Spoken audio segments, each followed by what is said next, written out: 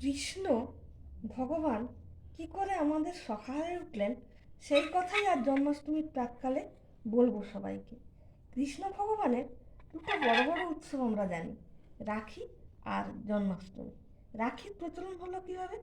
রাখি আমরা জানি রাখি সুতো দিয়ে বেঁধে, রাখি বোধহয় ওইভাবেই, তা নয়। রাখি প্রচলন করেছিলেন দ্রৌপদী।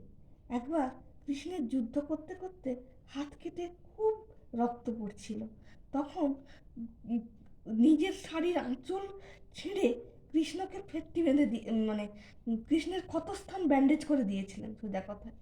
সেই জন্যই কৃষ্ণ বলেছিলেন যে তুমি আমার এই উপকার করলে, আমি তোমাকে অসময়ে তোমার সাহায্য করব।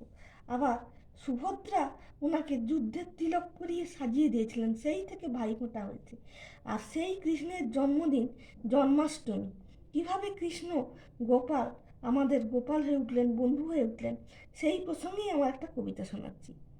বালগোবিন্দ জন্মাষ্টমী নিয়েই লেখা, জন্মাষ্টমী হচ্ছে কবিতাটার নাম। বালগোবিন্দ সকল মায়েদের কাছে হলো নাড়ু গোপাল, কত মায়ের কাছে নিত্য পূজা পায় এই ঠাকুর গোপাল। তার জন্মদিন জন্মাষ্টমীতে সবারই হয় আনন্দিত মন, নানা রকম নাড়ু বানিয়ে মায়েরা তাকে করে নিবেদন।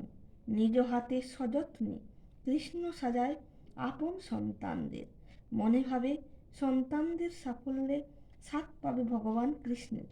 জন্মাষ্টমীর শুভ লগ্নে আপন সন্তানদের কৃষ্ণরূপে হেরি, ধরার ধরে না হর্ষ, শত শত বালক কৃষ্ণেরে একসাথে হেরি। বালক কৃষ্ণের দল বড় হয় আস্তে আস্তে, তাদের শুভ শক্তি শুরু করে জাগতে, শুরু করে তখন বিশ্বকে ভালোবাসতে, ধীরে ধীরে শুরু করে প্রেমকে জানতে, শুরু করে যুদ্ধের বীর গাথা গড়তে, শুরু করে নৈতিক ধর্ম ও দেশ রক্ষা করতে। বুঝতে পারে সেই মাতৃজাতির সম্মান, কৃষ্ণ মোদের সখা হয়, নয় শুধু ভগবান।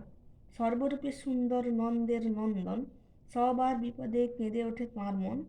ননিক্ষীর খেয়ে সে সাধ্বীর পালোয়ান, ধর্মযুদ্ধে সর্বাগ্রে দেখান তিনি হয়ে আগুয়ান।